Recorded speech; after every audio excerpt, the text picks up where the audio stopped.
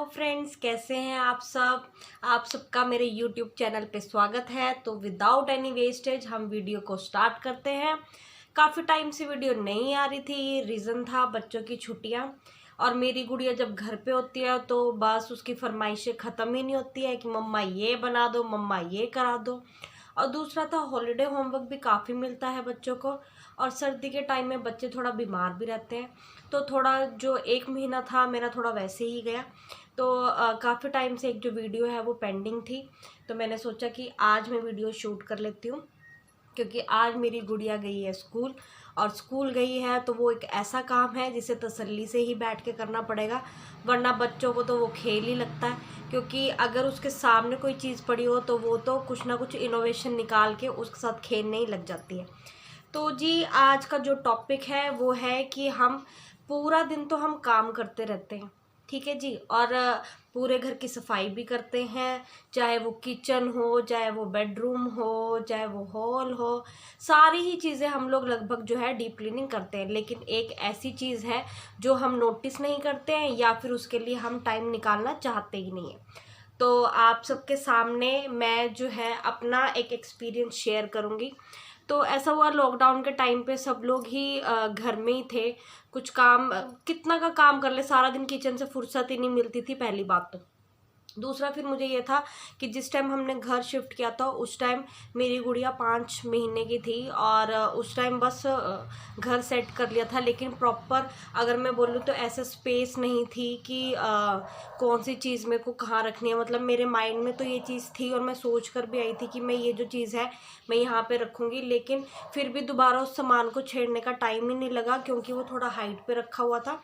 और जैसे हस्बैंड के रेगुलर स्कूल्स होते थे तो टाइम ही नहीं लगता था। तो मैंने लॉकडाउन में जो अपना पेंडिंग आप बोल सकते हो जो काम था, मैंने वो निपटाया अपना।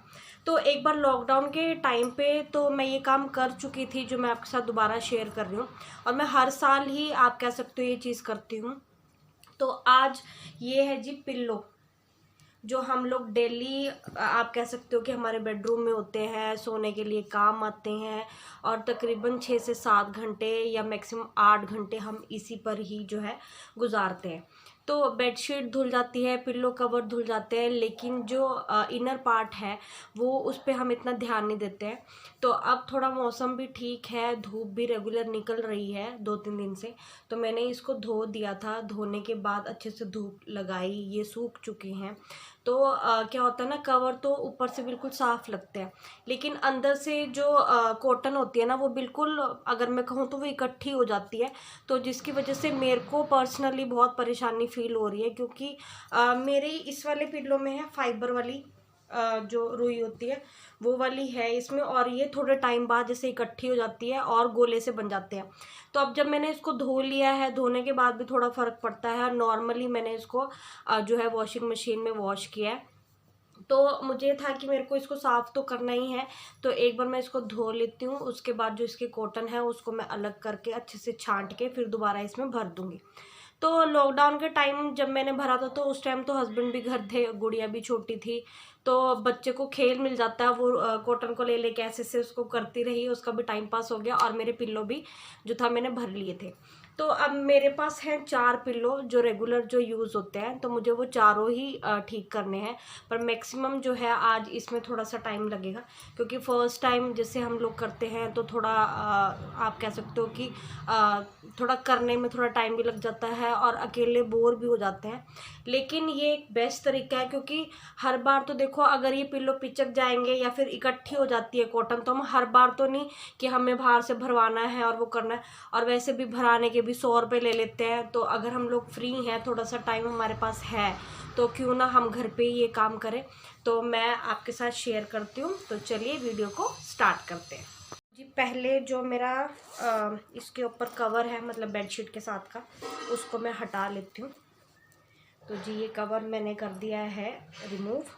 तो ये जी ऐसा है, जो आप कह सकते हैं केस, जो जिसके अंदर जो है रुई इसमें भरी हुई है।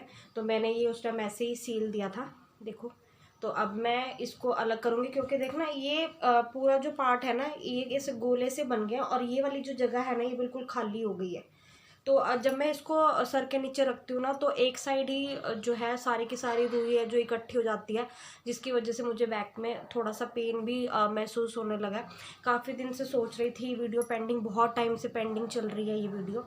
और जिन्होंने मेरा चैनल अभी तक सब्सक्राइब नहीं किया है तो चैनल को सब्सक्राइब कर लीजिए, लाइक कीजिए एंड शेयर कीजिए।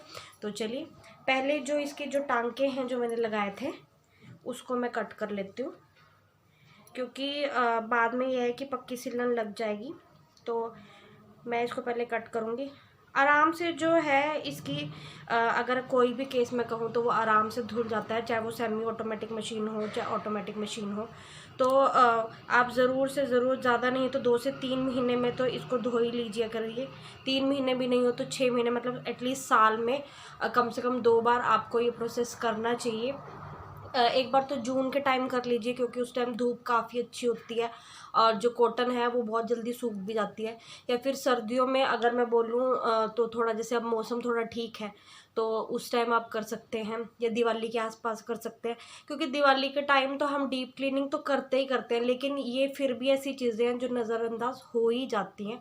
तो आज मैं थोड़ा फ्री थी तो मैंने सोचा कि पहले मैं इसी को ही निपटाऊं, क्योंकि जब तक कोई काम ना हो ना वो खलता रहता है कि अच्छा ये चीज़ रह गई है। तो आज फिर मैंने फटाफट से काम निपटाया और गुड़िया के स्कूल से आने से पहले मैंने कहा ये कर देती हूँ, क्योंकि मार्च में है फिर बच्चों के एग्ज़ाम्स। तो और मार्च में वैसे भी शेड्यूल काफ़ी बिजी होने वाला है। ये आपको आगे जो मेरी वीडियोस आएंगी उसमें आपको पता लगता रहेगा कि मार्च में ऐसा क्या है जिसकी वजह से हम काफ़ी बिजी रहने वाले हैं। तो चलिए मैं इसको पहले कट कर लेती हूँ, फिर आपको दिखाती हूँ। हाँ जी फ्रेंड्स, तो मैंने जो है इसको कैंची से कट कर लिया। थोड़ा टाइम लग गया ज़्यादा, क्योंकि मैंने बिल्कुल पक्के धागे से इसको सिला था, वो जो मोटे वाला धागा होता है ना उससे, और कुछ पता नहीं वैसे ही काफ़ी टाइम बाद खोला तो शायद इसीलिए। तो इसकी कटिंग कर दी है मैंने, यहाँ से इसका मुंह जो है खुल गया। और अब आपको मैं कॉटन दिखाऊँ इसमें क्या हालत हो रखी है। ये देखिए, ये ऐसे निकल रही है, देखो। तो इस बहाने आज ये भी खुल गया।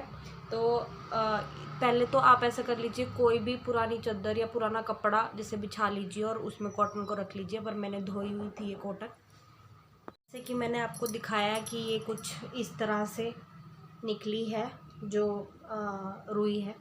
तो अब हम इसको 2 तरह से है जो ठीक कर सकते हैं, क्योंकि ये क्या है ना, इकट्ठी सी होके पूरा बंडल सा बन जाता है।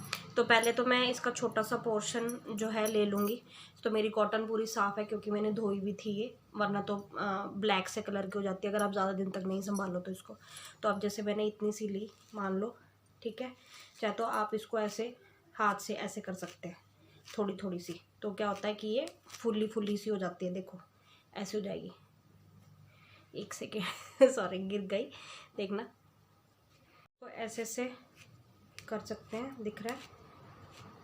छोटा छोटा पोर्शन, जितना आप छोटा इसको करेंगे उतनी ये फ्लफ़ी होती रहेगी और उतनी ये जो है ऐसे। अब आप इस वाली कॉटन में और इसमें देखिए डिफरेंस, ये जो निकली हुई है और ये इतनी सी ही। देखो मैं आपको पूरा अगर मैं करके बताऊं तो ये वाली मैंने ऑलरेडी कर ली है, ये कुछ ऐसी है। तो जो काफ़ी जगह है इसमें बन जाती है। और ये थी जो मैंने धोई हुई, जो मैंने निकाली है, जो मेरी बिल्कुल पिचक सी गई थी अगर आप कह सकते हैं इसको। और ये फ्लफ़ी, दोनों में डिफरेंस जो है आप देख सकते हैं। तो कोई भी कॉटन हो, जैसे लोकगढ़ वाली होती है या फिर ये वाली होती है, प्रोसेस बिल्कुल सेम है। एक तरीका तो ये है, एक आप ऐसे कर सकते हैं, जैसे आपने एक लिया, आपको चाहिए एक ब्रश, ये वाला ब्रश जिसकी जो कंघी है, जो ये जो दांत से होते हैं ये थोड़े से गैप में, थोड़े बड़े बड़े मोटे वाले। तो आपको क्या करना है, ऐसे लेना है और इसको ऐसे ऐसे करेंगे, तो तब भी जो हमारा काम है वो सेम हो जाता है। आपको ऐसे ऐसे करना है, छांटना है इसको ऐसे। इससे क्या होता है ना, एक तरफ से आप कॉटन की जो है ब्रशिंग कर रहे हैं, ये देखिए ये हो गई। दोनों ही तरीके मैंने आपको बता दिए, चाहे आप हाथ से कर लीजिए चाहे इससे कर लीजिए। मैं क्या करती हूँ, पहले मैं एक बार थोड़ा मोटा मोटा जैसे इससे कर लेती हूँ, ऐसे से निकल जाती है। उसके बाद फिर अगर मैं इसी कॉटन को जितनी मैंने ब्रश से कर ली वो, और ये वाली अगर मैं हाथ में लूँ और उसके बाद फिर मैं इसको ऐसे से करूँ, तो काफ़ी जो है अमाउंट जो है इसकी बढ़ जाती है, थोड़ी और फ्लफ़ी सी हो जाती है। अगर मैं आपको बैक कैमरा करके दिखाऊँ तो आपको समझ में आएगा कि क्या डिफरेंस है कॉटन का जो मैंने ब्रश से की है और उससे की है। तो फ्रेंड्स ये वाली जो है ये मैंने हाथ से, जो मैंने आपको बताया कि थोड़ी थोड़ी सी वो करी है, और ये वाली जो साइड है ये मैंने करी है ब्रश से, कॉम से। ये कॉम से करने के बाद ये ऐसी हो जाएगी। उसके बाद फिर आप इजीली अपने हैंड से इसको कर सकते हैं। तो ये ऐसी हो जाएगी। देखिए ये इतनी सी रुई जो मैंने की है, ये सेम ही अमाउंट है जो यहाँ पड़ा है, ये ऐसे किया है मैंने, और ये सेम ही रुई है ये वाली भी, ये मैंने अपने हाथ से करी है। तो बाकी जो है ये अभी पड़ा है, इसको मैं और कर लूँगी। तो दोनों ही जो है मैंने आपके साथ शेयर कर दिए कि दोनों कैसे आप यूज़ कर सकते हैं। तो मैं थोड़ा तसल्ली से करना चाहती हूँ इसको, ताकि मेरे को जल्दी जल्दी इसको मतलब बार बार ना निकालना पड़े। तो यही कुछ टिप्स हैं जो आप जो है फॉलो कर सकते हैं, क्योंकि हम बाहर तो दे देते हैं। देखो ऐसा नहीं है कि दिन भर ही हमें काम चलते रहते हैं, कभी होता है कि छुट्टी भी होती है, घर पे चलो हस्बैंड भी है, बच्चे भी हैं, तो आप उनको भी साथ में जैसे बिठा के कर सकते हैं। थोड़ा गप्पे भी मारते रहिए, थोड़ा काम भी हो जाता है साथ के साथ, तो इतना टाइम नहीं लगता है।